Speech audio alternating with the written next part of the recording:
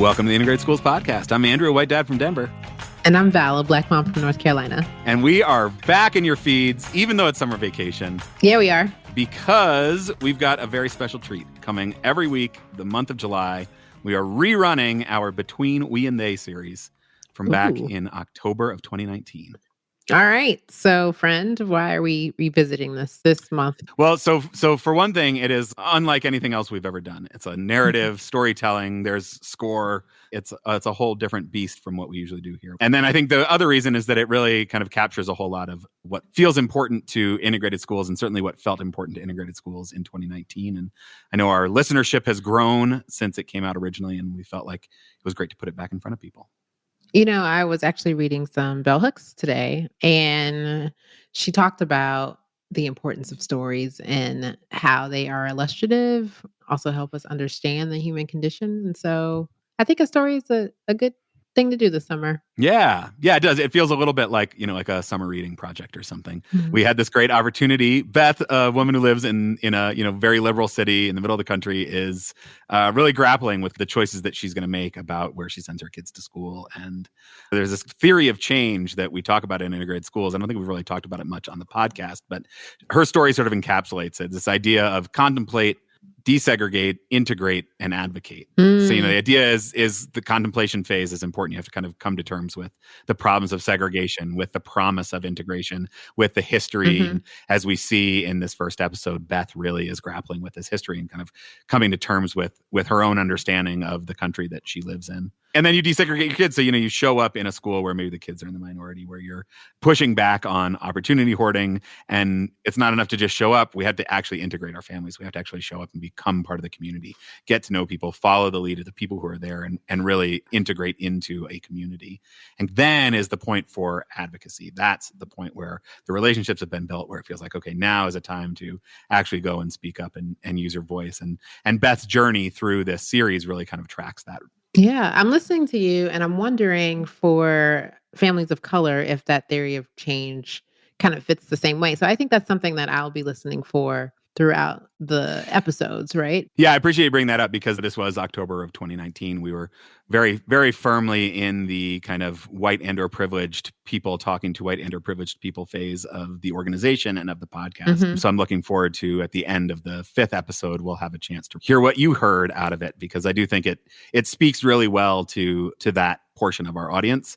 And yeah, I'm curious to hear how it lands with our listeners of color. Me too. I hope they give us some feedback on it throughout the next couple of weeks. Yeah. Hit us up on social media at Integrated Schools, or shoot us an email, podcast@integratedschools.org, and let us know what you're thinking about it. And yeah, you'll hear one every week for the next 5 weeks. And at the end of the 5th one, Val and I will be back to talk about what we heard. New listeners, this podcast was originally co-hosted by Courtney Mykytyn, who passed in December 2019. I never got a chance to meet her, but I am glad that I got to know her through this series. All right. Enjoy Between We and They.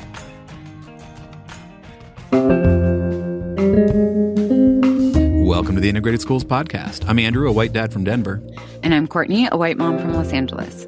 We want you to meet someone. So my name is Beth, and I live in a liberal city in the central U.S., and I'm married to a man. We have 2 girls. The older one is 9 in 4th grade, and the other one is 7 in 2nd grade. Last school year was a big year for Beth and her family. It was a year of transitions, self-reflection, and challenge, though many of the challenges weren't exactly where Beth expected them to be. We are so grateful that Beth allowed us to come along on this journey with her. I recorded conversations with her over the past year, and she was generous to share her thoughts and feelings as she struggled with pity and empathy, race and inequity, privilege and vulnerability. It wasn't always easy to talk about. Beth struggles through things that many of us parents are thinking about. It's one of the things that makes me excited to share her story. She's not an expert, not a scholar, just a parent, embarking on a project that baffled many of her friends. She felt like her decision was a step towards living her values, and she knew she wouldn't get it right, but she was committed to the process, to trying. So for the next 5 episodes, we'll hear from Beth over the course of last year, and then we'll catch up with her at the start of this school year for an epilogue of sorts. We'll also hear from her kids. We'll sit with Beth as she struggles and comes to understand herself, her kids, her neighbors, and her city in a deeper and different way.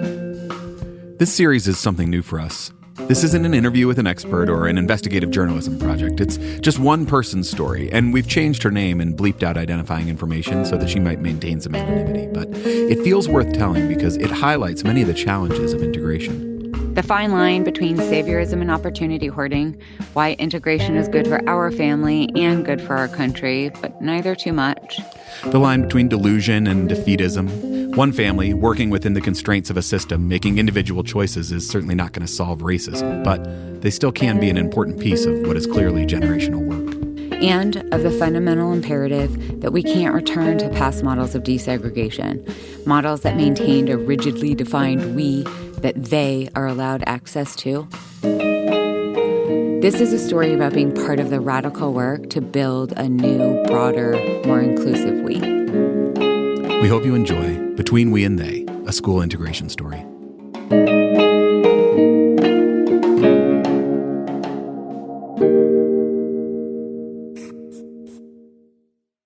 Beth is a thoughtful, no-nonsense kind of mom.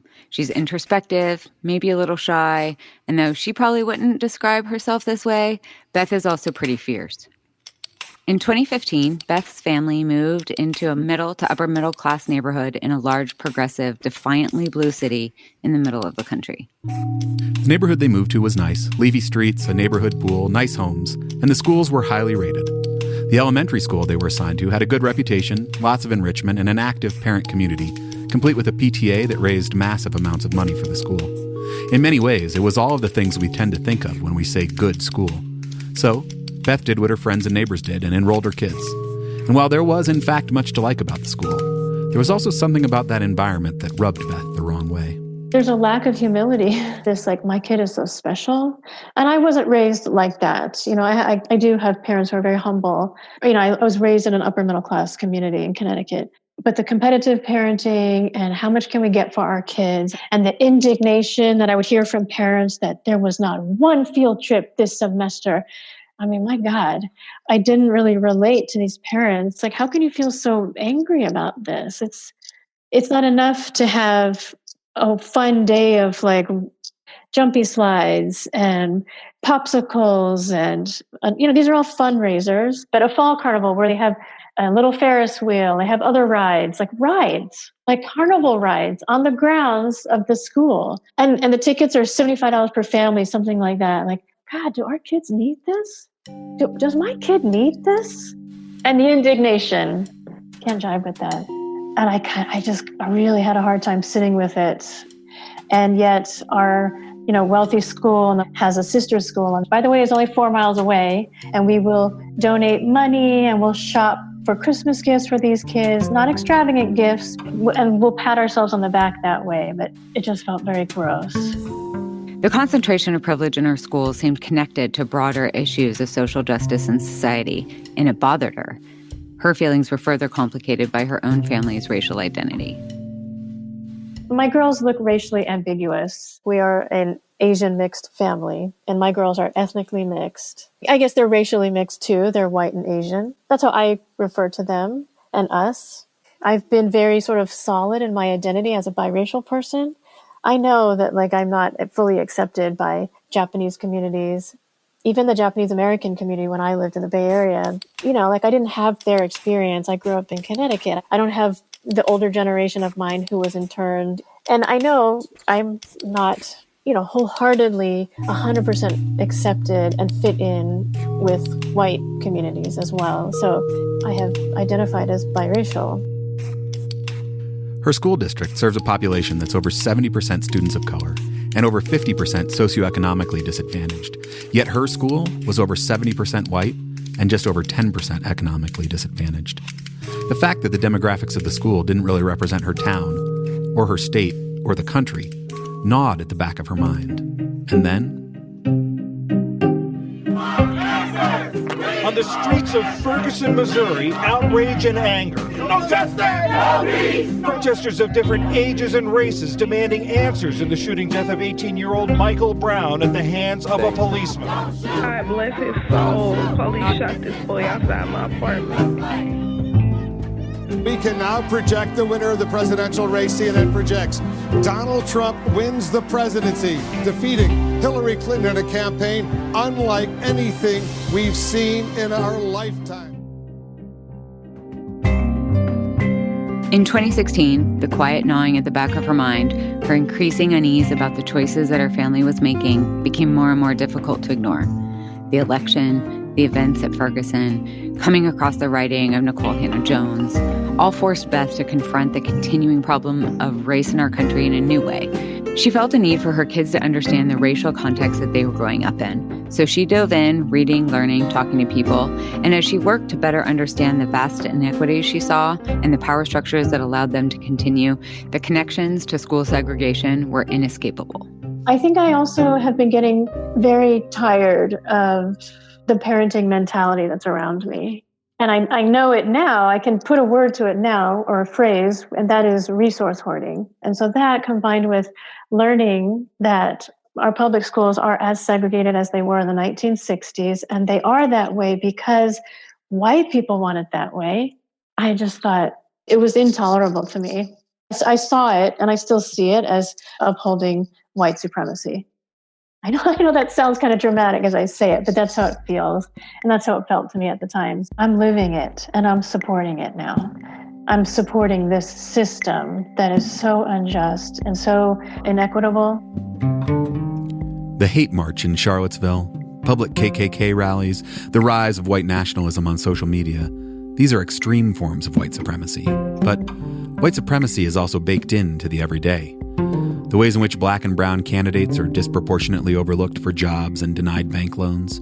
The ways that black and brown patients are expected to tolerate more pain than white patients. The ways children of color are viewed as older and more dangerous. And it is this everyday white supremacy, quieter and more insidious while ensuring that white people are continually advantaged, that Beth was seeing in our schools. Once she saw that, the little voice in her head couldn't be ignored any longer. Beth was uncomfortable with her participation in this system and wanted to do something different, be someone different in her city. Her friends, her family, other parents at her school didn't talk about the connections between our country's history of racism and the current state of our segregated schools. So Beth connected with Integrated Schools, a community of parents who are thinking critically about systems that perpetuate inequity in our schools, and also about how our individual choices are implicated in those systems. Beth attended book clubs, participated in conversations, and ultimately made a radical decision. As their kids were finishing first and third grade, Beth and her husband decided that they would leave behind the desirable, highly rated, well-resourced enclave of privilege for something else, a new school in a different part of the city.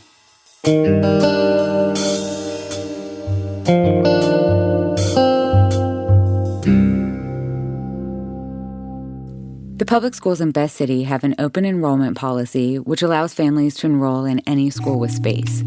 While this policy is often used by privileged families to opt out of a lower-ranked neighborhood school for schools with higher concentrations of privilege, Beth wanted to do the opposite. And she had many, many elementary schools to choose from.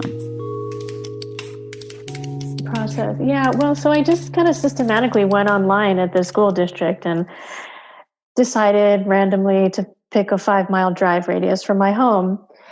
And I intentionally wanted to go to the, quote unquote, bad side of town. She also ruled out schools with a disproportionately high percentage of white or privileged kids. It was then that she discovered one school on that side of town that scored a 10 out of 10 on a well-known and highly problematic school rating website. On paper, it looked integrated. And so that was the first place I toured. And this school, I walked into this school tour, not knowing what to expect. And I was blown away by the sheer number of new parents and by how white they were. There were probably 4 adults there among about 40 parents who were not white. And the principal shared that the school in the upper grades are black and brown, and then the lower grades are mostly white. And this is why the school looks integrated on paper, but really it's a rapidly gentrifying school. And I knew immediately, standing in the hallway with all these white parents, I thought, this is not the school for me. The tour was about 2 hours long. I left at 2 hours. I had to excuse myself. It was such a good process for me to observe all the questions from the white parents about every fucking detail. I'm sorry, I don't know if I can swear on this. So it just confirmed I didn't want to go there, but it was a good sort of data point for me. Beth continued looking at schools, and she continued to find ways in which integration can get so easily sidelined in this process. I remember sitting in a school that scored pretty low, but they were also doing a lot to try to get parents like me, I think, to the school. And by that, I mean they had a Mandarin program and a bilingual Spanish program. And I recall the moment I'm sitting in the classroom with just a handful of parents. And I remember thinking, wow, it would be amazing if my girls could learn some Mandarin. And my husband speaks Mandarin, and it would just be great. It would be so great. And I just felt myself kind of running with this idea, like, oh, I can, this is, and then I had to stop myself, like, wait a minute, what am I doing? What is my priority here? My priority, let's step back now. My priority is integration. It's very seductive. And I got seduced for about 30 minutes, lost in this fantasy of like, wow, my kids can learn Mandarin. In this moment, she felt herself slipping back into the smog, the mindset that says a good parent gets all the best stuff for their kids. And the lure of the special program was seductive in a way that really bothered her. She felt the pressure to think of public education as a consumer good. And while this school was offering something special, many schools, especially schools with the most disadvantaged, just offer school. And if just school is good enough for those kids, why shouldn't it be good enough for her kids? So, while the Mandarin would be a nice thing, she knew in her heart that making a choice for this program would be opting in to another opportunity for her kids that other kids didn't have access to. And even if she could justify that choice because she would be an integrating family and because that school was under-enrolled, Beth knew that her honest intentions would not have been about pushing back on school segregation. Like the elementary school with the 10 rating and the influx of white parents in the younger grades, Beth saw that these were schools in transition, schools that might soon look like the school in her neighborhood, the school she was wanting to leave. Beth worried that if the school was pandering to privilege and she felt the pull, others might be seduced as well. The school could quickly become a space that welcomed white and or privileged families, possibly at the expense of remaining welcoming to families of color. The risk of gentrification loomed large, and so she continued researching. Throughout her research, she found that in her district, like many across the country, schools with the highest percentage of black students are also the schools that are the most under-enrolled. An under-enrolled school would mean she didn't risk taking a spot from another kid and would allow her to push back on the opportunity hoarding that shows itself simply in enrollment numbers. Schools with higher enrollment often have more funding. So, after touring 8 schools, the one she ultimately chose was one of these. So I picked this school mostly because of the demographics. This town is predominantly Latinx. The African-American community is being pushed out. So it's a dwindling population.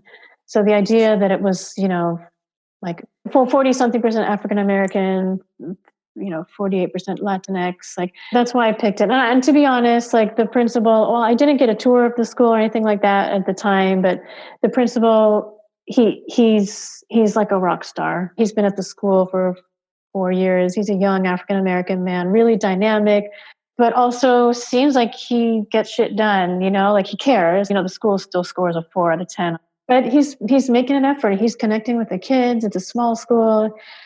And I thought, okay, if this guy leaves the school, which I know is possible, do I still want to send my girls to this school?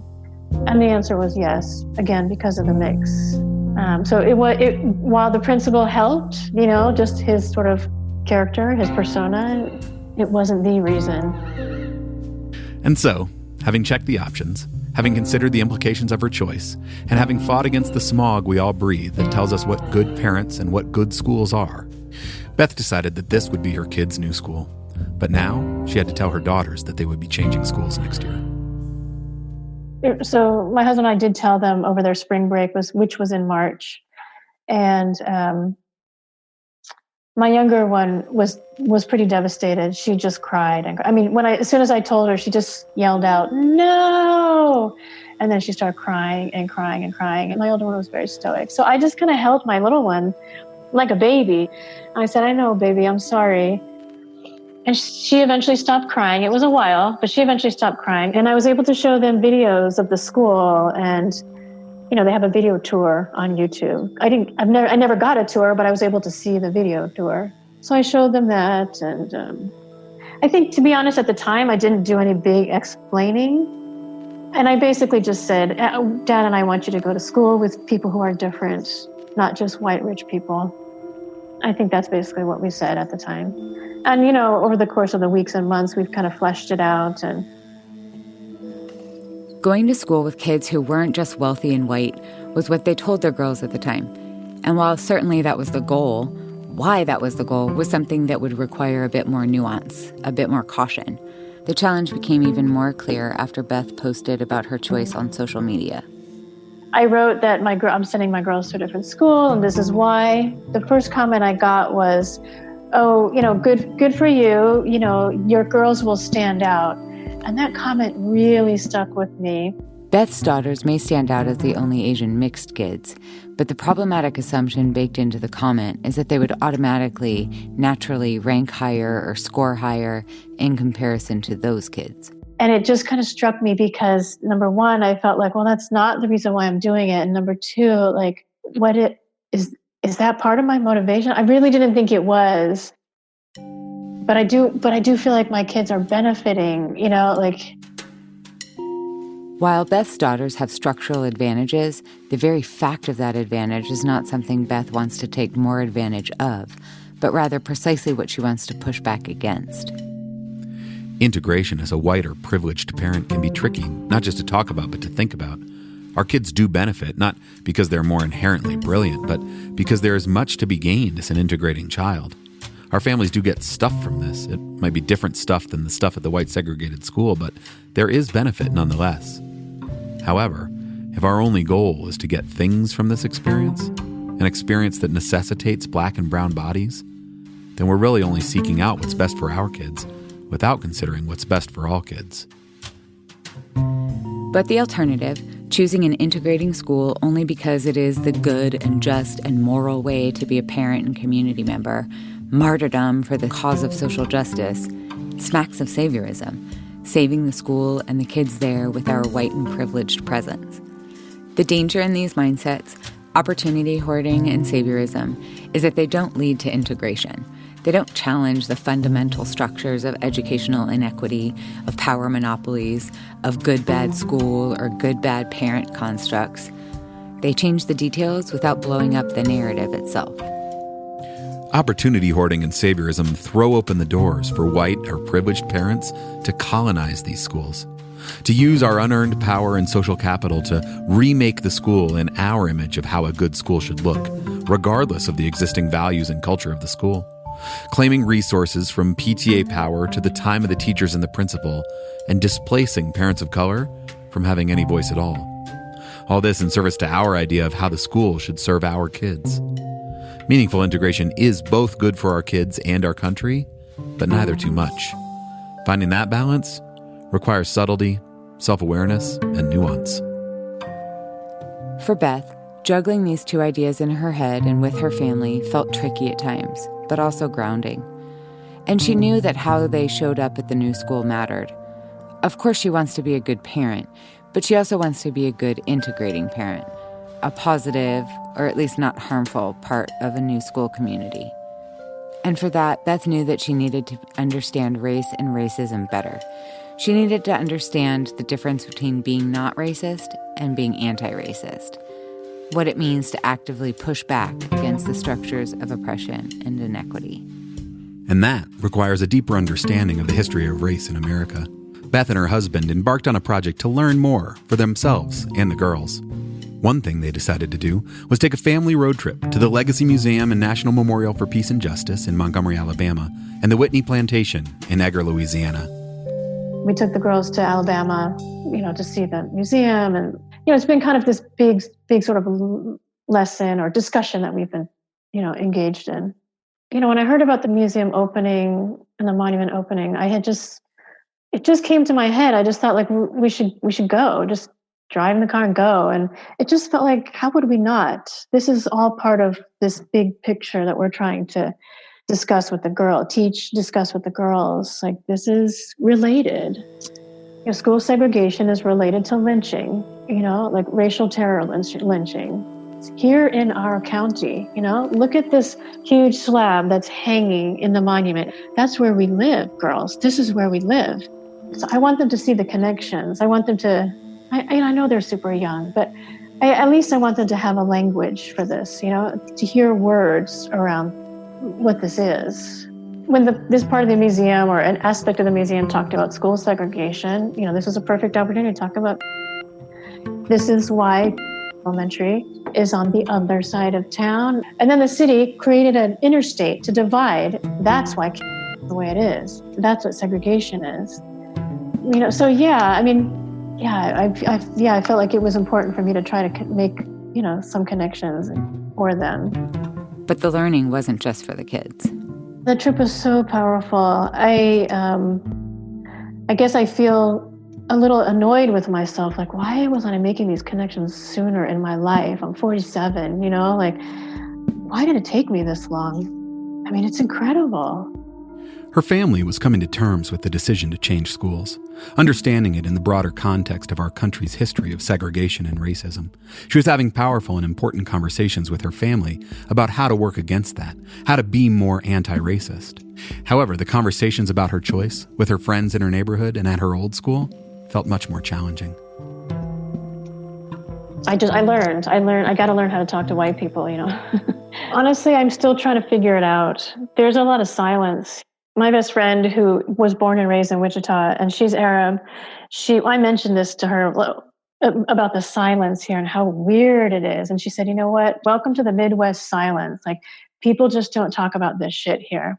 And that silence made it hard for Beth to communicate the reasons why she was making this choice. I don't want the white community around me to think that I moved my girls to a brown and black school because my oldest daughter has brown skin. That's the last thing I want them to think. And so what I thought was, at the time, the way I thought of it was this did not factor into my decision. And so I'm still trying to figure out how to talk about this and not alienate people, because this is not about being dark-skinned. This is about how we are responsible for not participating in this system of white supremacy. And then I could so easily get on my soapbox, because as Nicole Hannah-Jones says, our education system is doing exactly what it was designed to do: educate white people, white kids. It was never designed to educate black kids. So, and I just it's these kind of tidbits and facts that I kind of want to just spit out at people and just think about it. She knows the soapbox isn't likely to get her very far, that it will shut down conversations more than open them up. She also struggles to come up with ways to have these discussions without self-righteousness. But the silence made Beth realize that her goals and her neighbor's goals, the very beginning point for these conversations, were worlds apart. And I have a different agenda. My agenda is not, what can I get from my kid? How can I benefit my kid and get him more resources? That's not my agenda. My primary agenda is to stop supporting this system of white supremacy. That's my primary agenda. That everyday white supremacy, once you see it, it's hard to ignore.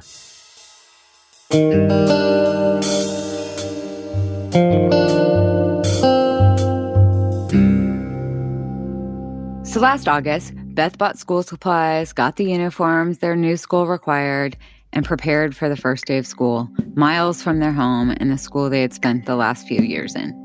So the morning was a little rough, but my older daughter, who has some sensory sensitivities, and so I knew that the uniform would be so hard for her, and it was. And I just felt with every article of clothing she put on, she just kind of was crumbling a little bit inside. And I was trying to be understanding and sympathetic and in my voice and in my words to her, but she was just kind of miserable. And by the time we got to school, I just kind of looked at her and I could see she was kind of on the verge of tears. And, they went through the lunch line, got their breakfast. And so they sat down. It was very awkward. They don't know anybody. First day of school at a new school. And she waved goodbye and left them to figure this out. And she spent the day tense and nervous about how this was going to be. Anyways, I was so worried and preoccupied the whole day. And I went to pick them up, and how was it, girls? And I didn't want to be overly joyful or whatever. How was it? And they said, good, it was good. And it was so nothing. It was so not a thing. I was like, oh my God, thank you. I was just very grateful. Like, it was fine. It was fine. All of her concerns, all of her worries, and the kids said, it was fine. And in that moment, as Beth breathed a sigh of relief, she began to let go of some of her apprehensions. Transitions can be so difficult, but it really was fine, and it continued to be fine for the first week. Somehow my older one pulled through. She was fine. She hates the uniform, but she somehow got used to it or whatever. And ever since then, it's been fine. And there's nothing really to report. There's no protest. I thought that they would be like, oh, I don't want to go to school, the second week or the second day, or I'm still kind of waiting for it, but they're fine. And they don't talk about like how they don't like it. They talk about like, yeah, my teacher's strict, but I like her. Or, Mom, today I have 5 friends. That's what my older one said to me. And my younger one has 2 friends, and they're going to be just fine. And I think they're going to be better than fine.